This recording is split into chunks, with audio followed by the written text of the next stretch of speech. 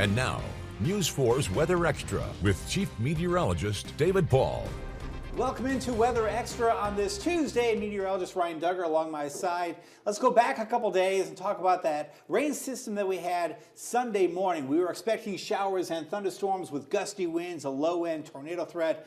And that's pretty much what we saw, straight line winds with that line coming on through. You were here covering it. What were you analyzing that morning?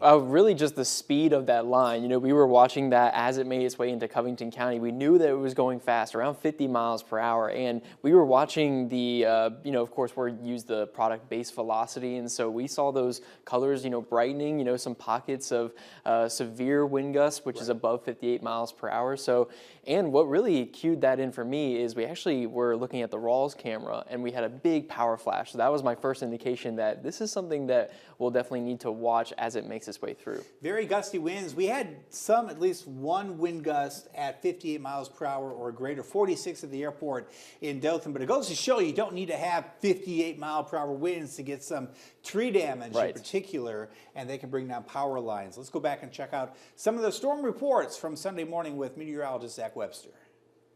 Severe weather brought another round of gusty winds and even some wind damage reports around a really good portion of our region early Sunday morning. Fortunately, most of the tornado reports stayed well off toward our north, but we did see a pretty solid swath of damaging wind reports, especially right through the central portions of the region, stretching from Covington County all the way through portions of Coffee, Dale, Geneva County, and over into Henry County. And while severe weather is normally expected to happen kind of in the middle of the afternoon, especially recently, we've seen a lot of our severe weather throughout the overnight hours and into early in the morning, and that was especially the case with this most recent event. 325 for that damaging wind report just to the southwest of Andalusia, 345 just to the northwest of Enterprise, 421 in the morning right around Geneva, and that storm report all the way over at the Alabama and the Georgia state line happened at 4:38 in the morning. So again, severe weather normally anticipated to happen in the middle of the day, but here recently we've seen a lot of it in the early morning hours as well. Same thing in late December. It's amazing how many times we see severe weather in the early morning hours. Sometimes 2, 3 o'clock in the morning, sometimes later, but it happens often. It really does. And I mean, I've been here for just about 2 years now, and I feel like the amount of times that we've tracked more of those afternoon events, I could count on my fingers. Exactly. But multiple go on for the overnight into the morning. It's crazy. And it really doesn't happen too often during the 6 to 10 p.m. window. Very rare do we get tornadoes or severe thunderstorms during that time frame. So I went back, I pulled 10 years worth of data, and I focused on Houston County and looked at tornado warnings, kind of a proxy for the overall severe weather picture across the Wiregrass. Let me show you these numbers, and we'll kind of break down when the tornado warnings occurred for Houston County for that 10-year window, 2015 through 2024. On the left side, the AM clock. So between midnight and 6 a.m., we had 13 tornado warnings for Houston County, and then between 6 a.m. and noontime, another 19. So 32 during the morning hours. You flip to the right side during the PM hours from, let's say, 12 p.m. to 6 p.m., only 15, and then between 6 p.m. and midnight, only 6. So 21 in the PM hours, 32 during the AM hours. So if it feels like we get a lot of morning severe thunderstorm and tornado warnings, we do. The actual data backs it up. Yeah, no, I mean, we do get quite a bit, but you're looking for more of that energy being available for the afternoon. It's just for our area, for some reason, it doesn't like to set up that way. Yeah. So it is very interesting to plug that data in and see that you're not just thinking that it happens in the morning. It does, for sure. And some of it goes back to that low-level jet, which can be just as strong in the morning hours compared to the afternoon hours. And that's really the driver of tornado warnings in the Wiregrass. And again, that can happen really at any point during the day. So the data backs up the fact that, yeah, we do see a lot of overnight tornado warnings in the Wiregrass. We have some rain coming on through as we go through the overnight. Northward, this will be a rain system, if I can get the graphics to work. There it is, snow northward, rain for us coming on through. No severe weather in the Wiregrass, but some pretty good rainfall tomorrow morning at 4 o'clock towards 6 a.m. By, say, 9, 10 a.m., it starts to pull away, and then pretty quiet for tomorrow afternoon. But just a rain event and no severe weather. Behind this rain event, Arctic air comes in. Yeah, that's going to be pretty intense. So be ready for the end of this week. Ready or not. We'll break down those numbers coming up next. And now, News 4's Weather Extra.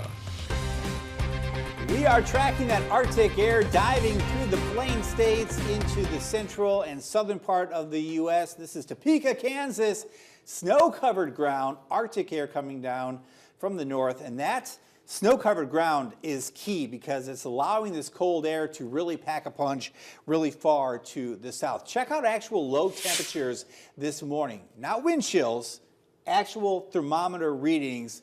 Incredible. It was 39 below zero in Bismarck this morning, Mohall at -34, Glasgow at -31, Ainsworth at -20, Des Moines -11, even St. Louis at 5 degrees. And there's Topeka on the map at -2. Yeah, and I actually met someone from North Dakota last night, and I said, I don't know how you do it. I couldn't go out for work in that temperature. I really couldn't. That's cold. Yeah. And that snow cover is really making a difference on the strength of that cold air. So much of the central and northern U.S. snow covered as of this morning. So let me plot the temperatures, the current temperatures over the snowpack, and just watch here as that cold air is able to penetrate southward because of that snow-covered ground.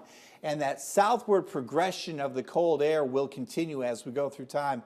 It's not bad here, I guess. 51 feels pretty good compared to what's happening up north. That's true, but if you compare that to last week when we were still seeing those lows around the 50s and then making their way to the 60s, this is a big difference, at least how it feels for me. Absolutely, Yeah. and as we go through time, we'll see that cold air really move in to the Wiregrass. Not so much tonight or tomorrow morning. Temperatures will be in the 40s during the day tomorrow, though, we're recovering into the 50s. And here comes tomorrow night. That's the Arctic boundary coming on through, so at 6, we'll see temperatures in the lower 30s. The cloud cover may hold on, and the winds may stay up enough tomorrow night to allow some mixing of the atmosphere. That will prevent the coldest air from becoming established tomorrow night. But Friday morning, Ryan, it's a different story. Very different story. I mean, this is where we'll have mid-20s throughout our area, including areas north to the low 20s. It almost looks like a picture of January.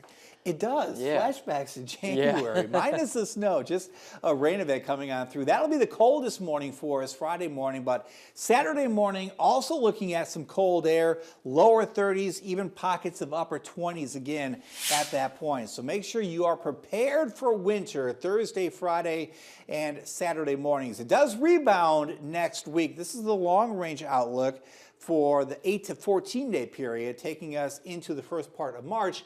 What you'll notice here is there's a better chance of the western and central part of the U.S. being warmer than normal compared to here. There are signs that some of that colder air may come back in early March. So even though we're going to be so cold and see a pretty good freeze this week, I don't think we're done with the freezing air after this. I wouldn't be surprised to see it again in March. Yeah, exactly. I wouldn't be surprised too, because you can have freezing events like this, but I'm really hoping that warm air can really start to settle in very soon. At least for a few days. I can't wait. Yeah. Tomorrow night we're going to break down that potential for cold in March, and tomorrow night is weather in words. We take to the streets. We'll see you then. Good night.